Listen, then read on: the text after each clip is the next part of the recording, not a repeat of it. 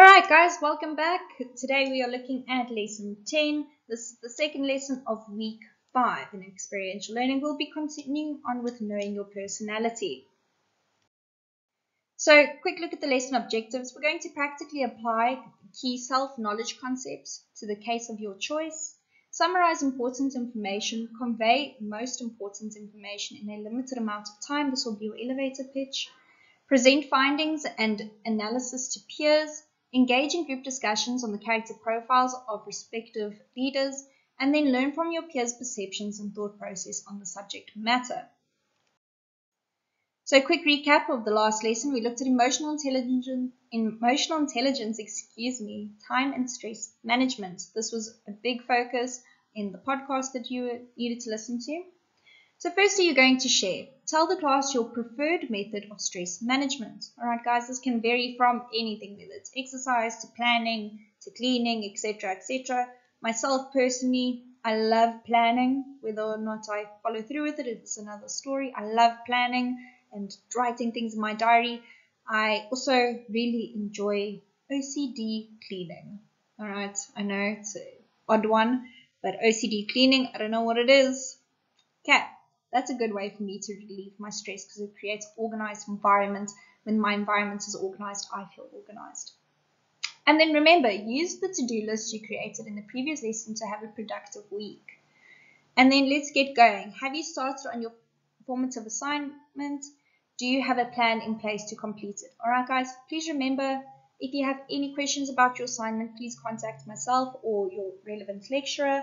And then with regards to the 2 personality tests that are on there, I have shared alternative links with you so that if those aren't working for you, because I don't understand some students are saying that it's asking for payment, please, there's no need to do that. We have provided you with suitable alternative links. If you haven't gotten them, please just ask one of us and we will send it on to you. Alright, so looking at inspiring leaders. So in the last lesson, you were asked to bring a newspaper article, a magazine article, or an online article of a well-known leader that you admire. So we need that article now in order to complete today's activities. Alright, I did assign this to everyone last week, and I did give a reminder this week on the group. So please be sure to have it, otherwise I don't know what to tell you. Alright. So we're going to be doing elevator pitches in this lesson. Obviously, I don't have anyone to do an elevator pitch with me or for me, so we will just go over it and see how we go. So sell your leader to your group in just 30 seconds. Your elevator pitch should, firstly, grab your audience's attention from the very first sentence. Second, clearly and succulently explain why this person is an excellent leader. And then make the listeners wish that they could be led by such a person. Okay, guys, so again, this leader doesn't necessarily need to be a traditional leader. It can also be maybe a celebrity. Maybe you enjoy the way that they've gone about running non-profit organizations or anything like that. Just anyone who has qualities that you admire about them. Last year, I had a few students who actually brought in family members as their leaders because they really admired the way that they went about it, and that was also quite an interesting take on it. Obviously, because we do need to kind of know who these people are or be able to search them, please do stick with well-known individuals. All right, but yeah, that's always a nice gesture from the students. All right, so in this activity, firstly, you're going to select out of the leaders presented by your group, choose one to analyze. Okay, so this is a group activity, so do not fear. Then secondly, you're going to develop. As a group, develop a character profile for the leader. The profile should cover, firstly, their personality, their worldviews, the values that they hold, their key skills, their goals, their emotional intelligence. Obviously, some of these things you can't really Google. Okay, you can't really Google their emotional intelligence. But there's a way that you can represent the emotional intelligence based on previous information. And then their time and stress management skills. Then you're going to analyze.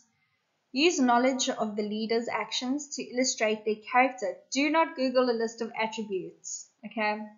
Obviously, if you're going to Google beforehand, that is out of my control. but you're going to create a list of attributes for this individual based on your article. You will have 30 minutes to do this. And then finally, you will present.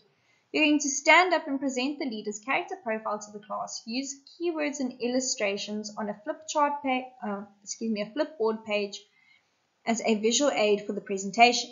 Sharing examples of behavior demonstrates what you understood, the activity, objectives, and analyzed the leader. All right. So the flipboard, we do have the whiteboard in class, so don't stress too much. If you'd like to have a little draft on hand, that is perfectly fine and encouraged. All right, so as you can see, it is quite a fast lesson, but it's because we have 30 minutes of pure preparation and then all the elevator pitches and obviously discussions in between that we will cover.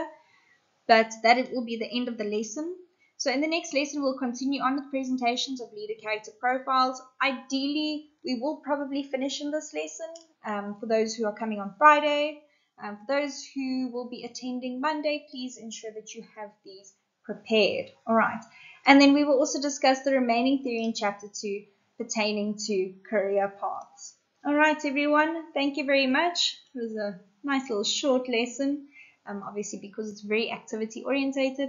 So I hope to see you all soon.